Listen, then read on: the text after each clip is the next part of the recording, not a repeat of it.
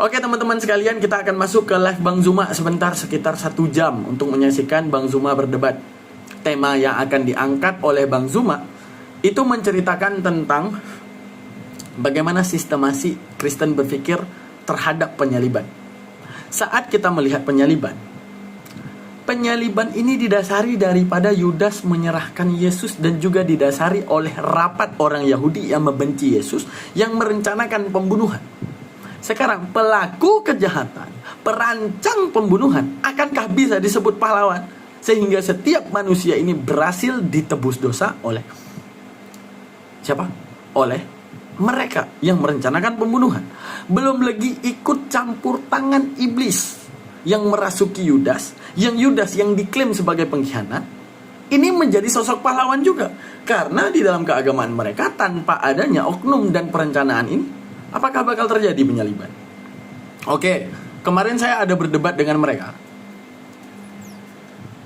Jawaban klasik daripada mereka itu mempertanyakan seperti ini. Jawaban klasik dari Kristen. Mereka bilang, tanpa ada rasukan Yudas, Yesus memang harus mati. Oke, saya bantah dengan mengatakan, kita anggap dengan kejadian sekarang, Yudas telah dirasuki dan Yudas telah menjual Yesus, dan ada perencanaan manusia terhadap pembunuhan Tuhan. Sekarang manusia yang berpikiran jahat ingin membunuh Tuhan, akankah disebut pahlawan? Sekarang ketika iblis mempunyai rencana merasuki Yudas agar menyerahkan Yesus, akankah juga disebut pahlawan? Ketika kemudian Yudas yang berkhianat, apakah pengkhianatan juga disebut pahlawan? Lalu bagaimana Kristen akan muter-muter di balik hal ini? Jawaban paling simpel daripada kekristenan selalunya tidak lari daripada penjabaran yang sifatnya dogmatis dan dramatis. Apa itu? Seputar dengan penjabaran bagi iblis, penyaliban adalah kemenangan. Padahal ini justru adalah pilihan yang sangat tidak tepat. Jadi ibarat gini, iblis kena prank dari Tuhan. Bahwa penyaliban itu bagi iblis adalah adalah kemenangan bagi iblis, karena udah bisa membunuh Yesus dan akhir daripada nubuatan gitu. Ternyata di balik ini semua, ternyata Tuhan punya rencana lain, membuat apa yang dilakukan iblis seharusnya menjadi malapetaka bagi dia gitu. Itu penjelasan klasik daripada mereka. Tapi kalau daripada penjabaran itu, bisa nggak kita ambil kesimpulan kalau Yesus ini hanyalah permainan daripada Tuhan dan iblis? Jadi Tuhan mau main nih sama iblis. Iblis pengen bunuh nih. Oke, gua kabulin nih pembunuhan lu. Nah, jadi Yesus bahan mainnya. Jadi yang dimainin sama Tuhan Yesus nih. Lu mau bunuh ya, silakan bunuh, tapi bunuh itu gua buat jadi penyelamatan manusia gitu. Jadi Yesus ini adalah manusia yang paling ini teman-teman, yang paling bukan hina ya, yang paling sial. Kenapa? Udah hidup dimainin Tuhan. Akankah kita beriman seperti itu di balik segala penjabaran tersebut? Nah, itulah puncak daripada keimanan mereka. Tapi kita di dalam Islam, kita percaya bahwa tidak ada yang namanya kebaikan Tuhan selain mendidik otak menjadi benar. Obat daripada kesalahan adalah pengampunan. Makanya di dalam Al-Quran yang disediakan itu bukan keselamatan, tapi pengampunan Tuhan yang menjadi menu utama umat Islam. Tanpa kita perpanjang, mari kita saksikan perdebatan Bang Zuma di balik tema tersebut. Mari sama-sama kita lihat dulu Bang Zuma ada di mana di sini. Oke, mari sama-sama kita putarkan debatnya. Let's go, kita mulai. Ayat ini Bang ya, ayat 3 ini, Yohanes 17 ini. Artinya ketika kita mengenal Yesus ini, karena Yesus telah menyelamatkan, telah mengalahkan maut, artinya sudah mengalahkan maut ini, artinya orang bisa mendapatkan hidup kekal. Artinya bagaimana kebaikan Tuhan untuk apa? Misinya untuk menyelamatkan umat manusia. Kalau kita ambil ya Bang ya, karena di sini doa Yesus untuk murid-muridnya. Jadi kalau saya baca dari ayat satunya ini, mungkin kita bisa dapat maknanya. Tapi maknanya saya ambil di sini Bang adalah melalui Yesuslah kita mendapatkan hidup yang kekal itu. Tanpa misalnya pengorbanan Yesus di kayu salib atau pengorbanan Yesus di dunia ini, maka tidak ada keselamatan. Maka orang tidak akan bisa mendapatkan hidup yang kekal. Jadi gini saudara, tadi Anda sudah mengakui iblis menginginkan kematian. Oke. Dan Yesus mengatakan iblis tidak akan berhasil membunuh aku. Gak berhasil. Iya kan ya? Nah, itu iblis menginginkan kematian terhadap Yesus. Anda sudah akui. Sebenarnya gini Bang, bukan menginginkan, dia berusaha untuk menggagalkan misi Yesus untuk menyelamatkan dunia gitu. Lah, Kalau itu bisa. bagaimana Dia berusaha cerita? menggagalkan. Bagaimana caranya untuk menggagalkan itu supaya ya ketika Yesus mengabarkan apa firman Tuhan ini kan banyak saja ahli-ahli Yesus Taurat bahkan menurut orang Yahudi juga untuk saudara, Yesus menyelamatkan manusia dengan cara apa? ya dengan kematiannya di kayu salib. Siapa yang melancarkan tujuan itu? Yang membantu Yesus melancarkan aksi kematian itu? Ya, saya sudah tahu tujuan abang. Maksudnya iblis apalah merencanakan gitu ya supaya bisa mati Yesus ini di kayu salib. Tadi Anda mengatakan iblis mau membatalkan. Yang saya lihat iblis melancarkan, bukan mau membatalkan, bukan mau menggagalkan. Iblis melancarkan. Betul? Kalau melancarkan untuk membunuh Yesus, tapi mengagalkan untuk misinya. Apa yang mau digagalkan iblis? Ya, Tujuannya membunuh Yesus. Ketika Yesus kan untuk memberitakan firman Tuhan kan atau memberikan mujizat-mujizatnya kan iblis ini kan berusaha untuk apa? Untuk mencegal. Salah satunya lah pada saat misalnya memberikan persembahan di bait suci. Apa yang dikatakan ahli Taurat. Yang mana yang diberikan kepada kaisar waktu memberikan apa dibilang Yesus pada saat itu, apabila kau memberikan persembahan jauh lebih besar daripada janda ini persembahan karena dia dari kekurangannya. Yesus tidak pernah gagal. Yesus tidak pernah gagal bermukjizat. Ya, kalau bermukjizat enggak pernah gagal. Nah, berarti iblis tidak pernah mengganggu ketika Yesus itu mengobati orang, membangkitkan orang. Iblis tidak pernah mengganggu itu. Iblis betul-betul ingin membunuh Yesus. Dan kalau Kristen mengatakan Yesus menyelamatkan manusia dengan cara mati, berarti iblis membantu Kristen untuk selamat dengan cara membunuh Yesus. Kita udah sepakat di situ. Sekarang pertanyaan saya, ini edukasi untuk kita belajar. Sekarang Tuhan yang mengutus Yesus menginginkan Yesus mati atau tidak? Kalau iblis menginginkan, kalau Tuhan menginginkan atau tidak? Kalau itu nggak bisa saya jawab, Bang. Kalau Tuhan pun menginginkan kematian terhadap Yesus, berarti Tuhan dengan iblis sama aja.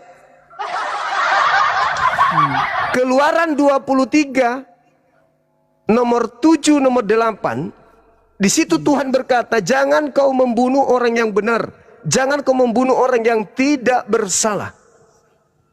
Itu maksudnya boleh nggak membunuh Yesus, Bang, menurut Tuhan? Ya tidak. Nah, berarti Tuhan tidak mau Yesus meninggal, mati. Iblis mau. Kira-kira yang berkuasa yang mana, Bang? Tuhan atau iblis? Ya memang Tuhan sebenarnya yang berkuasa. Tapi di sini maksudnya, Bang, di sini maksudnya, Bang, kenapa lewat kematian Yesus kita bisa diselamatkan? Artinya ketika Yesus mati di kayu salib lalu bangkit di antara orang mati, melalui kebangkitannya inilah dia menyampaikan ketika Yesus sudah bangkit, jadi dia menyampaikan kepada muridnya atau kepada pengikut pada saya itu damai sejahtera kutinggalkan kepadamu. Artinya dia memberikan pengharapan walaupun kita mati, apabila kita hidup dalam kebenaran, percaya kepada Yesus, ajaran Yesus, ya, maka kita bisa diselamatkan, bisa dibangkitkan apabila Yesus datang kali kedua. Saudaraku, ajaran yang Anda sampaikan itu ajaran yang memang mengenakkan di kuping. Ya memang itu kenyataannya, Bang. Firman Tuhan juga mengatakan kepada kita seperti itu. Jadi yang tadi itu nggak dianggap. Jangan kau membunuh orang yang benar, itu nggak usah. Itu bukan firman Tuhan. Yang firman Tuhan ajaran Paulus aja gitu. Ya, kalau kita lihat tadi kan, Bang, kalau kita lihat dari penyaliban Yesus ini kan, itu kan di baliknya semua itu kan seruan dari apa? Dari umat lah pada saat itu, dari betul. orang Israel. Salibkan. Jadi kalau menurut Itu melanggar firman Tuhan enggak? Enggak. Menurut pengertian abang lah dulu, menurut pengertian abang itu yang mendorong manusia pada saat itu di sekitar itu yang mengatakan salibkan dia, itu menurut pengertian abang itu iblis atau Tuhan? Iblis. Berarti disitulah abang mengerti bahwasanya iblis itulah apa? Berusaha untuk apa? Tetapi membunuh. Tuhan sebenarnya apa? Makanya dikatakan di dalam di dalam firman Tuhan. Berarti Tuhan kalah kan? Ayat berapa dikatakan situ bang? Apa dikatakan? Kalau bisa cawan ini lalui daripadaku, tetapi janganlah jadikan kehendakku, jadikanlah kehendakmu. Jadi artinya kehendak Bapak Yesus mau mati atau tidak? Dibiarkan Tuhanlah itu misalnya terjadi supaya misinya itu untuk menyelamatkan dunia itu tercapai. Karena kenapa? Kalau Tuhan Yesus tidak terjadi, misalnya kalau Tuhan Yesus misalnya tidak akan bukan berarti Tuhan itu langsung membunuh Tuhan Yesus, Allah Bapa itu bukan itu, tetapi dia misalnya karena dia sudah berusaha untuk menyampaikan misalnya mujizat, membagikan orang mati, yang buta bisa melihat, ya kan? Artinya ketika misalnya Yesus mati, di situ kita membuktikan bahwasanya ada pengharapan, itu adalah ketika sudah mati bangkit, dan setelah bangkit dia memberitakan kepada muridnya, ya. Bahkan ada juga di dalam, mungkin abang sudah belajar tentang firman Tuhan ini, bahwasanya ketika si Thomas dikatakan kalau memang Thomas atau hantu tidak akan tidak bertulang atau tidak berdaging. Pada saat Thomas, karena Thomas ini salah satunya yang tidak percaya kalau tidak melihat. Ya, ketika dia sudah bangkit, artinya kalau memang Tuhan Yesus ini adalah yang bukan Yesus yang disalibkan atau bukan Yesus yang mati itu, mungkin tidak akan ada bekas paku di tangannya, dan mungkin mereka melihat itu bukan Yesus. Ketika misalnya Yesus sudah mati atau waktu belum disalibkan, mereka melihat bagaimana rupa Yesus ketika juga sudah bangkit dan terang mati. Yesus itu menunjukkan tangannya bahwasanya ini bekas paku yang sudah kena paku. Dan inilah saya, ya. Maka setelah itu, setelah Yesus sudah bangkit di antara orang mati, maka sekitar 40 hari lagi lamanya dia di bumi ini untuk mengajarkan kepada pengikutnya, pada saat itu salah satunya muridnya. Maka itulah tadi Matius yang 28 tadi, ayat 28 itu, ayat 19 dan 20 itu dikatakan, jadikanlah bangsa muridku. Ya, jadikan bangsa. Beritahu misalnya kepada yang di dalam tadi juga di dalam Yohanes 14 ya. Yohanes 3 ayat 16 dikatakan karena begitu besar kasih akan dunia ini. Jadi di situ kita bukan hanya enak mendengar bang, tapi ada ada kisahnya, ada ceritanya, ada tertulis dalam Alkitab, sehingga kita meyakinkan bahwasanya Yesus itu adalah salah satunya adalah pengharapan orang Kristen. Maksud saya bang. Terus Anda mau mengucapkan terima kasih kepada Tuhan atau kepada setan atas yang Anda harapkan ini sudah terkabul? Yang saya berterima kasih kepada Yesus, bang. Bukan kepada Tuhan? Bukan kepada Tuhan yang di tempat Yesus berdoa? Ya, maksud begini bang, saya berterima kasih kepada Tuhan Yesus karena dia sudah berusaha, walaupun dia disiksa, disalibkan, tetapi dia tidak melakukan dosa.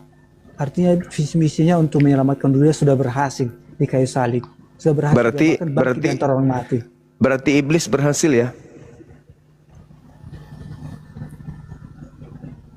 Kalau iblis itu dia berhasil untuk membunuh Yesus, tapi dia berhasil untuk mencegah misi Yesus untuk menyelamatkan dunia.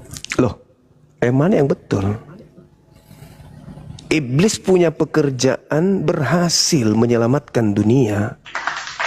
Enggak. Lah, itu kan menurut tafsiran abang. Itu kan menurut tafsiran abang. Yesus bisa nggak mati tanpa iblis? Yesus bisa mati tanpa iblis? Ya mungkin tidak. Tidak bisa. Lalu yang pahlawan Anda di sini siapa? Yesus atau iblis? Yesus. Oh, nggak bisa. Tanpa iblis, apanya? Tanpa iblis tidak bisa. Gimana? Yesus mau bunuh diri? Ya, di situ artinya di situ lewat kematian Yesus bangkit karena dia bisa bangkit dari antara mati, itulah makanya aku bilang tadi itulah sebagai pahlawannya. Artinya dia kenapa dia menjadi pahlawan, karena dia tidak melakukan dosa pada saat dia disalibkan, pada saat dia disiksa. Di situ Terus dia menurut disebut Tuhan, sebagai pahlawan. terus menurut Tuhan membunuh orang yang tidak berdosa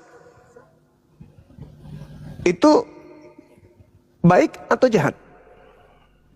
Ya kan itulah kejahatan. Makanya disampaikan tadi artinya terkutuk orang yang disalibkan. Artinya sangat apa itu, sangat mengerikan orang yang disalibkan. Berarti Yesus ini dikutuk. Ya artinya penderitaan itu dia mau apa? Dia mau menderita seperti itu karena misinya untuk menyelamatkan dunia, Bang. Caranya menyelamatkan dunia dengan cara dibunuh. Dengan rela dia misalnya mati di kayu salib, Bang. Dia mau mengorbankan dirinya untuk mati di kayu salib untuk menyelamatkan dunia, termasuk abang dan saya. Apa dia percaya? Enggak, saya enggak percaya karya iblis. Maaf. Sekarang begini. Di dalam pengakuan Yesus, Yohanes 10 nomor 18. Tidak ada yang sanggup kemudian untuk membunuh Yesus. Tidak ada. Dia mati kecuali dia menyerahkan nyawanya sendiri.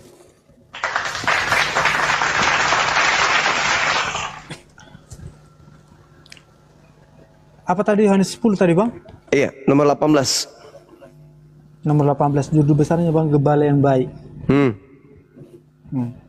Ayat 18 ya. Tidak seorang pun mengambil daripada aku, melainkan aku memberikannya menurut kehendakku sendiri. Aku berkuasa memberikannya dan berkuasa mengambilnya kembali. Inilah tugas yang ku terima dari Bapakku. Ada nggak yang bisa membunuh Yesus? Berarti terima kasih, Bang. Jadi tambah pengetahuan saya dengan hal ini. Ya. Jadi Ada nggak yang dia memberikan nyawanya untuk apa? Untuk tebusan umat manusia. Oke. Itu maksudnya, Bang. Oke, baik. Jadi tidak ada yang bisa mengambil nyawa Yesus kan? Nggak bisa ada mengambil nyawa Yesus, tapi lewat apa itu tadi, lewat pengataran manusia itu tadi untuk menyelidiki. Iblis tadi, berhasil nggak mengambil nyawanya? Bukan mengambil, iblis itu bukan mengambil nyawa Yesus, Bang, tapi apa? Tadi yang menginginkan kematian kepada Yesus siapa, Bang? Yang menginginkan kematian? Yang menginginkan kematian Yesus tadi ya. Kalau iblis itu kan dia berencana untuk mengagalkan misi Yesus, itu aja intinya. Kok misi terus Anda sebutkan ini? Bung, Anda punya agama Kristen, misi Yesus datang ke dunia adalah mati.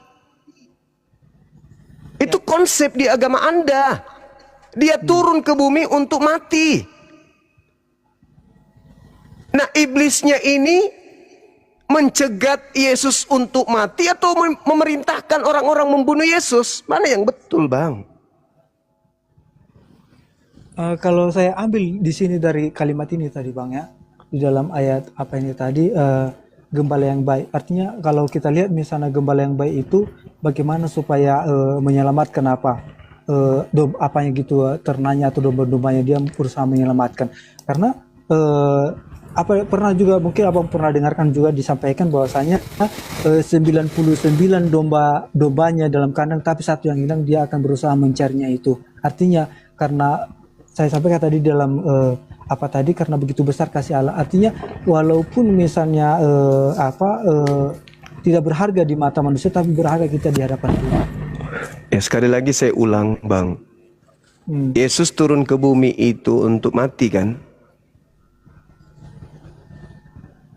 Menurut konsep keyakinan Anda, siapa yang kemudian membantu Yesus untuk mencapai cita-citanya mati? Iblis kan? Kalau yang dari cara abang menerangkan itu berarti kalau membantu berarti direncanakan, Bang. Direncanakan kerjasama iblis dengan Tuhan. Kan kira-kira seperti itu kalau abang mengalihkan pembicaraan kita ini. Anda yang menganggap kerja iblis itu jalan selamat. Berarti kerjasama antara iblis dan Yesus menyelamatkan Anda. Jadi kontesnya, Bang, bukan kerjasama, Bang. Yang kontesnya itu tadi iblis berencana untuk mengagalkan misi Yesus untuk apa? Untuk mengabarkan atau keselamatan. Salah satunya ketika Yesus nanti disalibkan, mungkin dia akan berbuat dosa atau menyalahkan Allah Bapa, kan kira-kira seperti itu. Nah, itulah misinya. Tapi ternyata ketika Yesus disalibkan, ketika Yesus disiksa, Tuhan Yesus tidak melakukan dosa. Maka sebelum Yesus itu kan, Yesus itu kan udah tahu dia sebelum dia disalibkan. Apa dia katakan? Kalau bisa cawan ini lalui daripada aku, tetapi janganlah jadikan kehendakku, jadikanlah kehendakmu yang jadi. Artinya misi iblis ini tadi berusaha dia mengagalkan itu. Artinya kalau Yesus nanti disalibkan, maka dia akan apa? Akan menyalahkan Allah Bapa dengan dia menderita sebagai manusia. Dia apa? Disalibkan. Tetapi ketika Yesus sudah disalibkan, Yesus sudah melakukan dosa, bahkan dia tidak menyalahkan Bapa, sehingga dia bisa bangkit bangkit di antara orang mati. Dan dia membuktikan juga itu. Dan sebelum dia disalibkan, sebelumnya dia sudah menyampaikan kepada muridnya, saya akan mati pada hari ketiga, saya akan bangkit. Dan itu dia buktikan ketika dia tidak ada bangkit. dibilang saya, Bang, anak manusia. Oh, oke. Mungkin dibilang anak manusia karena oke lah, Bang. Jadi itulah mungkin Abang udah lebih fasih dengan ayat ini, Alkitab ini. Sekarang begini. Terima kasih juga, Bang. Saya jadi ketika Anda Tuhan dengan belajar dengan Abang. Sekarang begini. Ketika Anda berkata di dalam Lukas 22 Yesus berdoa, di mana dia mengatakan, biarlah kemudian cawan ini berlalu, tapi bukan atas kehendakku. Ini kan detik-detik penangkapan kan? Iya. Artinya dia tahu sebenarnya dia mau disalibkan. Detik-detik penangkapan. Iya kan? Iya. Yesus berdoa. Kemudian malaikat turun memberikan kekuatan kepada dia. Betul? Di Lukas 22 itu. Malaikat turun memberikan kekuatan kepada Yesus. Sehingga dia sangat ketakutan. Peluhnya seperti titik-titik darah yang berjatuhan ke tanah. Jadi Yesus pasrah enggak di situ Yesus? Pasrah enggak Yesus, Bang? Ya pasti pasrah, Bang, karena dia dia serahkan kepada Bapa. Iya. Sekarang pertanyaan saya, ketika Yesus mengatakan atas kehendakmu, apakah Bapa berkehendak membunuh Yesus? Atau menyelamatkan Yesus? Mana yang benar? Mencelakakan Yesus atau menyelamatkan Yesus? Kehendak Bapaknya. Ya, karena Allah Bapa itu tahu sebenarnya itu penderitaan Yesus itu akan disalibkan, akan menderita. Ya, enggak, Bang. Itu kan asumsi Anda. Itu asumsi. Sekarang begini ya, Bang, sederhana aja. Yesus pasrahkan kepada Bapa, atas kehendakmu yang harus terjadi ya, aku ikut aja. Nah, Bapa ini kehendaknya apa? Membunuh Yesus, menganiaya Yesus, atau menyelamatkan Yesus?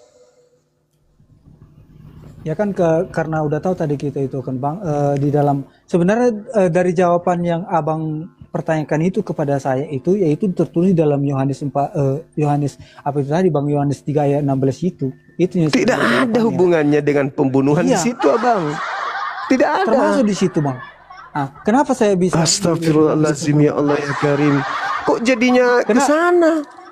Kenapa aku bilang gitu, Bang, ya? Saya bacakan dulu sama Abang ya, supaya apa lagi? Karena begitu besar kasih Allah akan dunia ini. Ya? Percaya. Meruniakan anak yang tunggal. Supaya siapa yang percaya? Percaya. Jadi artinya ketika anak yang terus apa tunggal hubungannya dengan salib? Apa hubungannya dengan salib? Ada apa hubungannya dengan salib? Percaya kepada Yesus? Ya karena anak yang tunggal itu tadi. Oke. Anda hanya modal ngeyel. Begini abangku, pencipta langit dan bumi itu menghendaki apa terhadap Yesus? Kematian atau keselamatan? Itu loh dulu. Kematian di kayu salib maksudnya gitu ya? Enggak, dia dimanapun, mati disengat listrik kek, mati digigit tawon kek.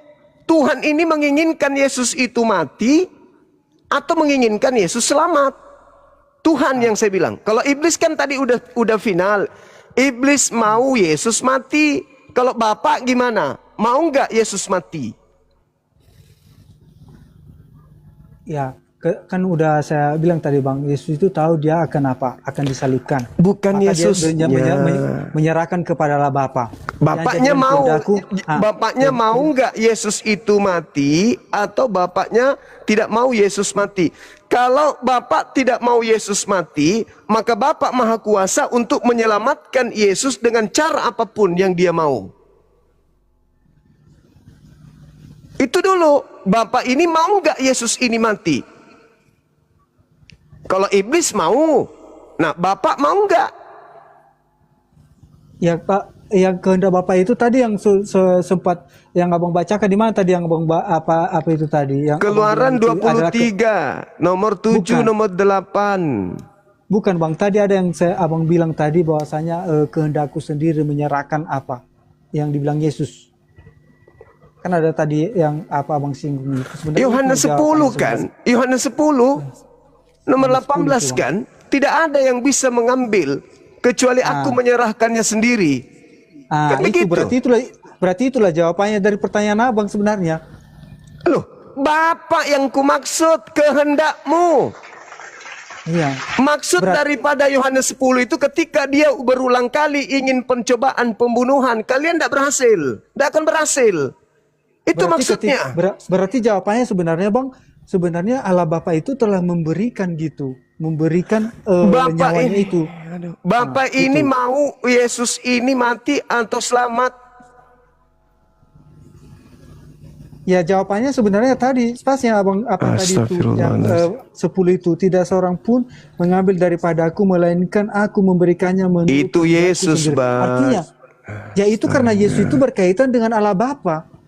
Bapaknya coba kenapa Anda nggak berani menyatakan pernyataan Bapak? Kenapa? Kenapa Anda harus sembunyi di perkataan yang justru saya yang tunjukkan? Gitu loh. Ya, bisa karena Allah Bapa dengan Yesus adalah satu di dalam, cuman beda pekerjaan. Artinya apa yang disampaikan Yesus itu Anda mengatakan satu karena Anda menyembah makhluk yang keluar dari kubur yang bukan Yesus. Astagfirullahalazim. Bung, Bapak itu tidak menginginkan mati orang yang benar. Yesus berkata begini di dalam Lukas 22. Lukas 22 nomor 22. Aku memang harus pergi meninggalkan dunia ini sesuai dengan apa yang telah ditetapkan tentang aku. Siapa yang menetapkan tentang aku? Tuhan. Apa yang ditetapkan Tuhan tentang aku? Semuanya tertulis di dalam kitab Taurat, kitab Nabi-Nabi, dan kitab Mazmur. Lukas 24:44 dijelaskan seperti itu. Nah sekarang artinya Bang, dia itu sebenarnya dia sudah dinubuatkan Bang, peristiwa akan terjadi dan apa ya? Dinubuatkan untuk apa? Dinubuatkan untuk di dalam Yesaya kan sudah dinubuatkan itu Bang. Kalau itu kata Kristen. Itu tadi yang kupertanyakan samamu, Bung. Ini apa hakmu menggunakan ini sampai kamu asal perutmu aja asal ngomong. Itu dibuatkan di sini. Ini bukan kitab saudara, ini kitabnya Yahudi. Kenapa Anda melancarkan aksi-aksi penyesatan dengan menggunakan kitabnya orang? Buka Bang dulu di dalam apa Bang? Lukas 4 ayat 6 ayat Lukas, karena Abang bilang tadi kan ayat 16. Coba baca Bang dulu. Apa yang tertuang di Lukas 4 itu adalah pencobaan yang dilakukan kemudian iblis kepada Yesus. Dan gimana? Lukas 4 ayat 16. Lukas 4 ayat 16. Ya silakan Anda bacakan. Apa hubungannya dengan ini? Karena Abang bilang tadi itu kan tidak berhubungan kan? Memang nggak ada hubungannya. Yesus ditolak di Nazaret. Ayat 16. Ia datang ke Nazaret, tempat ia dibesarkan, dan menurut kebiasaannya ia datang membacakan sahabat, ia masuk ke rumah ibadah, membacakan Yesaya dan berdiri hendak membaca dari kitab. Di kitab Yesaya. Artinya gitu. Artinya kita Yesaya ini kan sudah dibuatkan. Jadi terus jemaatnya Yesus, jamaatnya Yesus di dalam bait suci itu Kristen maksudnya. Boleh rupanya orang Kristen masuk di rumah ibadahnya orang Yahudi, boleh. Gini maksudnya Bang. Gini maksudnya tadi yang mau saya sampaikan itu. Artinya sudah dibuatkan dalam kitab Yesaya tentang tentang Yesus ini kan gitu. Tidak ada. Yesus membaca pada hari Sabat di tempat kelahirannya, masuk ke rumah suci, bait suci untuk membacakan kepada orang Yahudi kitab ini. Tidak ada hubungannya. tentang nubuat, tentang kedatangan Mesias. Astagfirullahaladzim. Tidak ada Mesias yang diutus untuk orang Kristen. Seluruh Mesias itu hanya untuk Bani Israel. Karena kenapa disampaikan ini? Kalau kita lanjut misalnya apa ini kan apa dikatakan di sini, Yesus kembali ke Galilea. Yesus ditolak di Nazaret ketika dia menyampaikan datang ke rumah ibadah. Jadi, terus dia pergi ke orang non-Yahudi gitu. Dia pergi ke orang-orang yang tidak bersunat. Ya enggak lah. Yesus itu ketika dia ke tempat kelahirannya, Yesus lahir di mana rupanya? Di tengah-tengah orang Yahudi. Di Nazaret aja, kemudian dia ditolak pada saat itu. Tapi dia ke Yudea. Kenapa ditolak dia, Bang? Ya, orang Yahudi sampai sekarang menolak dia kan? Kenapa dia ditolak? Karena orang Yahudi menunggu Mesias yang sama seperti Hezekia, yang sama seperti Gideon, yang sama seperti Daud. Sementara dia datang, iya, tidak seperti yang mereka harapkan. Karena nggak seperti yang mereka harapkan maunya datang dalam kerajaan, tetapi datang Yesus sebagai orang yang tidak terpandang gitu. Jadi tidak sesuai dengan harapan mereka, maka mereka akan tidak mengharapkan kalau disebut mereka ketika Yesus disalibkan di kayu salib kan, mereka mengatakan adalah raja orang Yahudi. Jadi mereka tidak akan senang dipanggil adalah raja orang Yahudi karena dia adalah tidak lahir di dalam kerajaan gitu. Yang pasti gini saudara, saya hanya ingin mengatakan begini bahwa pencipta langit dan bumi tidak menginginkan kematian terhadap Yesus. Yang menginginkan kematian terhadap Yesus adalah Kristen dan setan. Ketika kemudian Yesus berusaha untuk disalib, Tuhan mengagalkan penyaliban itu. Oke, saya pertanyakan dulu sama Abang. Karena Abang bilang tadi kan Kristen menginginkan dan setan dan Kristen yang menginginkan kematian Yesus. Coba dulu jelaskan dari mana dalilnya. Sekarang siapa yang mau menginginkan kematian terhadap Yesus? Apakah Anda tidak? Kan enggak, saya tanya dulu. Saya tanya dulu. Iya, saya tanya dulu. Apakah Anda tidak menginginkan kematian terhadap Yesus? Kematian kepada Yesus? Jujur, jangan jadi orang munafik. Anda mau Yesus mati atau enggak? Ya kalau saya pribadi Bang, lewat kematian Yesus di situ saya percaya bahwa saya lewat kebangkitannya di situ saya mendapatkan pengharapan untuk selamat. Berarti kalau Anda mau?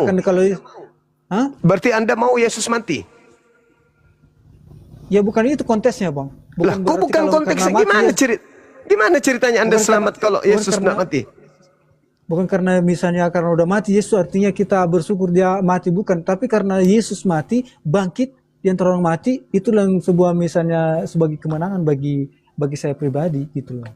Bagaimana bisa bangkit kalau nggak mati dulu? Roma 14 nomor 9, untuk itulah Yesus mati supaya dia dibangkitkan untuk menjadi Tuhan bagi orang hidup dan bagi orang mati. Ya.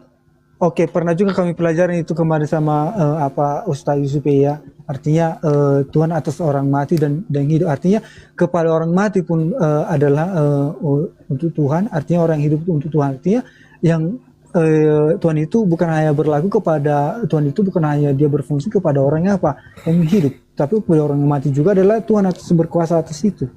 Iya, itu Tuhan kalian yang keluar dari kubur. Kata Paulus dalam Roma 14, itu Tuhannya orang non-Yahudi. Tapi itu bukan Tuhannya Yahudi. Tuhannya orang Yahudi itu Elohim yang telah mengutus Mesias, yaitu Yesus. Nah sekarang kalau Kristen menginginkan kemudian kematian terhadap Yesus, apa bedanya dengan iblis? Sama-sama menginginkan kematian. Sedangkan pencipta langit dan bumi yang telah mengutus Yesus tidak mau Yesus itu mati, nggak mau. Kalau itu misalnya Abang arahkan apa pola pikirnya ketika Yesus mati berarti itu keinginan iblis bersama orang Kristen, artinya karena mati Yesus itu salah besar itu pengertiannya itu Bang. Tapi kalau bisa saya sampaikan sama abang, ketika Yesus mati di kayu salib, bangkit, justru itulah orang Kristen percaya lihat kematian Yesus itu tadi, kita percaya bisa walaupun kita mati, kita yang hidup sekarang, maka kita bisa dibangkitkan kembali sebagaimana Yesus telah mati di antara orang mati dan bisa bangkit. Nah, itu kalau Tolong tunjukkan kepada saya satu dalil di mana Tuhan menginginkan kematian terhadap orang benar demi untuk menyelamatkan orang-orang yang bersalah. Ini Bang ya, makasih banyak Bang. Di dalam Matius apa ini Bang ya? Matius 5. Ada di sini Bang. Bisa kita apa di sini di dalam Matius 5. Oke Bang ya. Dikatakan di sini ada beberapa ini apanya Bang, diberikan semangat kepada apa? Kepada kami orang Kristen lah. Termasuk mungkin Abang. Di sini dikatakan di ayat 3, berbahagialah orang yang miskin di hadapan Allah karena mereka lah yang punya kerajaan surga. Ayat 4, berbahagialah orang yang bersuka cita karena mereka lah yang akan berbahagialah orang yang berduka cita karena mereka akan dihibur. Berbahagialah orang yang lemah lembut karena mereka akan memiliki bumi. Berbahagia orang yang lapar dan haus akan kebenaran karena mereka akan dipuaskan. Berbahagia orang yang murah hatinya karena mereka akan diberoleh kemurahan. Berbahagialah orang yang suci hatinya karena mereka akan melihat Allah. Berbahagia orang yang membawa damai karena mereka akan disebut anak-anak Allah. Berbahagia orang yang dianiaya oleh sebab kebenaran karena mereka mempunyai kerajaan surga. Ini ayat 10 ini Bang. Ayat 10 ini, berbahagialah orang yang dianiaya oleh sebab karena kebenaran karena mereka yang mempunyai kerajaan surga. Jadi walaupun misalnya mati kita untuk mempertahankan kebenaran, kita akan memperoleh surga. Itulah firman Tuhan yang disampaikan di sini. Terima kasih. Di mana Tuhan menginginkan membunuh orang benar demi menyelamatkan orang yang berdosa. Anda kan tidak nyambung itu. Ya kan artinya di sini kan Bang, artinya kalau kita mempertahankan kebenaran, kita mati contohnya untuk mempertahankan kebenaran, karena kita menyampaikan firman Tuhan contohnya sebagaimana murid-murid Yesus sebelumnya yang termasuk Rasul Paulus juga mempertahankan dia memperoleh walaupun dia menderita untuk menjalankan misi untuk menyampaikan firman Tuhan itu, dia akan mendapatkan peroleh hidup yang kekal, itu kerajaan surga. Di mana Tuhan menginginkan kematian terhadap orang benar untuk menyelamatkan orang yang bersalah. Kan konteksnya di sini tadi Bang, berbahagia orang yang dianiaya, bukan dibilang saya akan membunuh orang yang benar, bukan itu konteksnya. Kan Anda mengatakan keselamatan orang Kristen itu karena Yesus dibunuh. Kenapa sih? Abang ini udah lama kali pun berjam-jam kita diskusi Bang, nol isinya. Saya tanya, iblis menginginkan kematian terhadap Yesus. Tuhan menginginkan tidak kematian Yesus. Kalau menginginkan kematian kepada Yesus, mana dalilnya? Tuhan menginginkan kematian terhadap orang benar demi untuk menyelamatkan orang yang berdosa. Ada enggak dalilnya? Enggak, yang tadi abang bilang itu kan dari mana dalilnya bahwasanya kematian Yesus itu bisa menyelamatkan orang Kristen lah dulu contohnya. Jadi makanya tadi saya bacakan tadi di dalam bukan itu Bang. Itu. Tuhan loh, astagfirullahaladzim ya Allah ya Karim. Anda kalau tidak sopan dari tadi saya turunkan loh, karena tidak memberikan ilmu sedikit pun. Tuhan ya, pencipta langit dan bumi berkata dalam Mazmur 37 nomor 28 sampai nomor 40, jangan kau membunuh orang yang tidak bersalah, sebab aku Tuhan mencintai hukum. Aku akan menyelamatkan orang yang benar. Aku menghukum pengkhianat, orang fasik. Ketika orang benar itu dibunuh, diintai untuk dibunuh, aku akan menyelamatkan dia. Amsal 21:8, orang fasik pengkhianat dijadikan tebusan kepada orang yang benar, dan fasik sebagai ganti orang yang jujur. Keluaran 23, jangan kau membunuh orang yang benar, jangan kau bunuh orang yang tidak bersalah. Yesus orang benar, Yesus orang yang jujur. Boleh nggak dibunuh menurut Tuhan? Nggak boleh. Jangan kau bunuh Yesus, tak boleh kau bunuh. Nggak boleh kata Tuhan.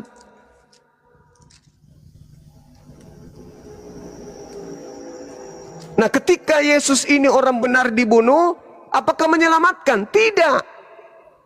Tidak menyelamatkan. Kalau Yesus yang asli dibunuh, maka tidak menyelamatkan. Kenapa? Karena Yesus orang benar. Kalian bunuh. Yang ada adalah dosa. Kutanya dulu sama abang dulu. Yang membunuh Yesus ini Kristen atau orang Yahudi? Orang Yang membunuh Yahudi Yesus. yang kerasukan itu, setan. Jadi artinya bukan tadi. Jadi abang sudah menjawab sendiri loh. Udah menjawab sendiri. Artinya bukan orang Kristen. Jadi orang Kristen, kenapa ada orang Kristen? Karena percaya kepada Menerima Yesus. hadiah Kenapa dari Yesus, dari iblis. Itu beda konteksnya bang. Itu abang Coba saudara tunjukkan kepada saya. Ada orang diselamatkan di Yahudi gara-gara membunuh orang benar. Tunjukkan di kitab ini. Tunjukkan di kitab ini. Kalau seandainya contohnya kan bang, kalau Yesus itu mati di kayu salib dan tidak bangkit, mungkin kami tidak ada yang namanya Kristen. Karena tidak percaya Yesus itu bisa memberikan pengharapan kepada kami untuk bisa diselamatkan gitu. Jadi artinya karena Yesus sudah mati di kayu salib, bisa dia bangkit, berarti dia memberikan pengharapan, kepastian bahwasanya orang yang mati dalam kebenaran mempercayai Yesus, artinya dia akan bisa juga diselamatkan dan bangkit sebagaimana Yesus telah mati gitu loh bang. Itulah intinya sebenarnya kami sebagai orang Kristen. Iya, itulah kebodohan Kristen. Jadi gini. Ketika orang benar dibunuh oleh orang jahat, mau bangkitkah dia, mau tidak bangkitkah dia, itu pelanggaran hukum Tuhan, nggak boleh. Nah, kenapa Kristen kemudian menerima orang yang keluar dari kubur? Karena Kristen ini pengikut Paulus. Ada nggak orang Yahudi menyembah Tuhan yang keluar dari kubur? Nggak ada. Hanya orang Kristen. Kenapa? Karena Kristen ini pengikut Paulus. Sekarang begini, Yesus di dalam Matius 12 nomor 38 didatangi oleh orang jahat dan angkatan jahat dan orang Farisi. Yesus berkata, angkatan jahat ini minta satu tanda dan tidak akan diberikan satu tanda apapun selain tanda Yunus. Sebab Yunus 3 hari 3 malam dalam perut ikan, demikian juga anak manusia 3 hari 3 malam dalam perut bumi. Berarti hari ketiga bangkit keluar dari kubur. Pertanyaan saya, itu tanda untuk angkatan jahat atau angkatan benar? Di mana apa yang tertulis itu bang? Matius 12 38 sampai 40. Angkatan jahat ini minta satu tanda dan tidak akan diberikan satu tanda apapun selain tanda keluar dari kubur pada hari ketiga. Di dalam Matius berapa bang? 12. Matius 12 ya bang ya. Karena kita tengok dulu judulnya bang. Judul. Jangan kita simpulkan bang. Kan angkatan gitu. Jahat minta satu tanda judul. Judul itu yang bikin Lembaga Bible Indonesia. Ayat berapa tadi bang? 38. Judulnya di sini bang. Yesus. Aduh, judul lagi. Nah, gini loh bang, supaya tahu maknanya gitu bang, ada judulnya gitu loh. Judul yang kasih judul siapa? Tuhan. Di dalam ayat berapa tadi bang? Ayat 38 dan 39 judul. 38 sampai 40. Yesus dan Beelzebul. Ayat 38. Tanda Yunus ya. Tanda Yunus. Ini oke. Pada waktu itu aku berkata ke beberapa ahli Taurat dan orang Farisi kepada Yesus, Guru, kami ingin melihat suatu tanda daripadamu. Tetapi jawabnya kepada mereka, angkatan yang jahat dan tidak setia ini menurut suatu tanda, tetapi kepada mereka tidak akan diberikan tanda selain tanda Nabi Yunus. Jadi kalau dari konteks yang ini bang ya, saya belum bisa menjawab dengan abang karena saya belum pendalami dulu. Nah, mungkin kapan-kapan saya bisa bergabung. Yesus berkata, angkatan jahat ini minta satu tanda dan tidak akan diberikan satu tanda apapun selain tanda Yunus, sebab Yunus 3 hari 3 malam dalam perut ikan, demikian juga anak manusia berada dalam perut bumi 3 hari 3 malam. Jadi ada kebangkitan. Yunus keluar dari perut bumi, dari perut ikan hari ketiga. Anak manusia keluar dari perut ikan, perut bumi hari ketiga. Itu tanda untuk siapa? angkatan jahat. Siapa yang percaya kebangkitan pada hari ketiga?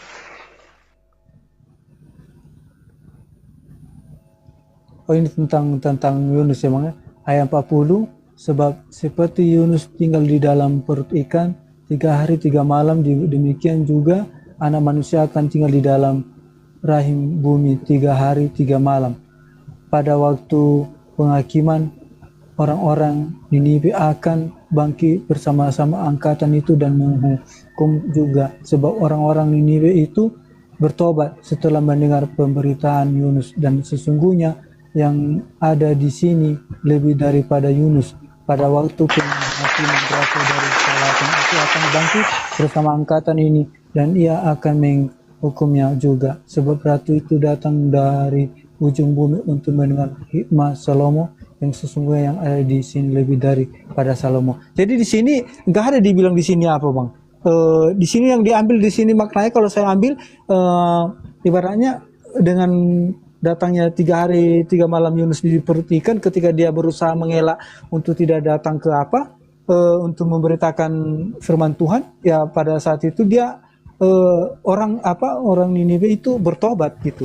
Tetapi Angkatan jahat minta tanda. Tanda apa yang diberikan kepada angkatan jahat?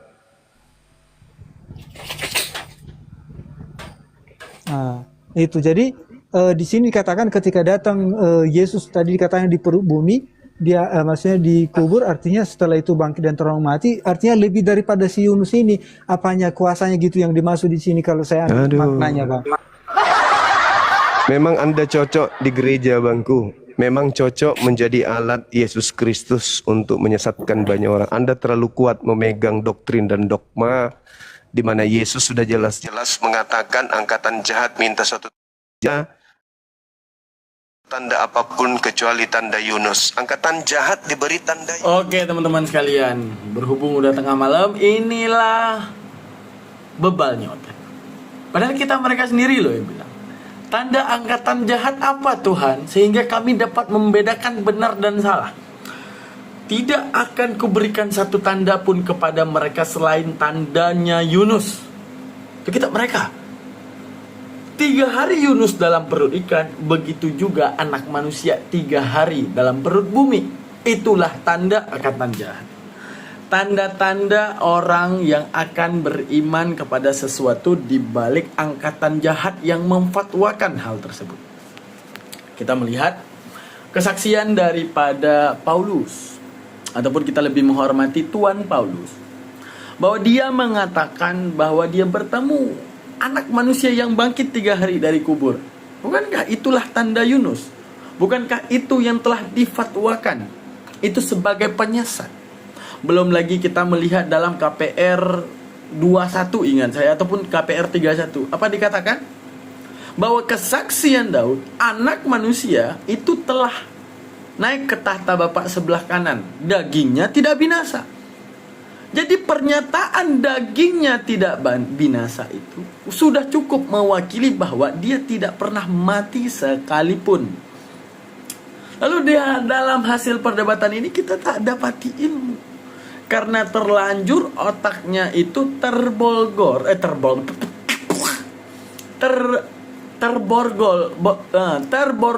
dan terrantai dengan rantai dogma. Tunggu, ini Pak Polisi apa guys? Kira-kira mau ngomong apa Pak Polisi ini? Aku pengen tahu aja, ngomong apa ya? Ingin menjelaskan tema ini ya Bangku? Oke baik ya, untuk apa hubungannya Taurat? Kirain mau marah-marahin Bang Juma nih orang, wajar deh ya. Kirain mau marah-marahin Bang Juma, ternyata tidak.